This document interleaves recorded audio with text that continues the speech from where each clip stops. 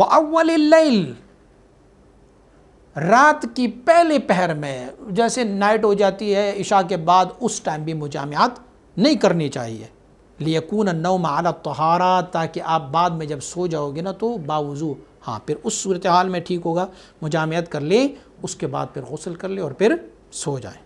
فَإِنَّهُ أَوْلَىٰ مِن يَكُونَ نَوْمُهُ عَلَى جَنَابَةٍ، باوضو سونا جنابت سونے سے بہتر ہے. وَإِن جَامَعَ فِيهَا، اگر اس میں جمع کر لیا تو جیسے میں نے کہا پھر مستحب یہ ہے کہ اسی ٹائم غسل کر لے اور باوضو وہ سو جائے، یا پھر کم از کم وضو کر لے اور یا تیمم کرے، اور پھر جب رات کو کسی وقت بھی اٹھیں گے تو ٹھیک ہے. حضرت عمر رضی اللہ تعالیٰ عنہ، قلت للنبی صلی اللہ علیہ وسلم اینام احدنا وهو جنوب، آپ فرماتے ہیں میں نے حضور سے عرض کیا رسول اللہ صلی اللہ علیہ وسلم ہم کیا سو سکتے ہیں، ہم میں سے کوئی بندہ جنوب ہو اور سو جائیں؟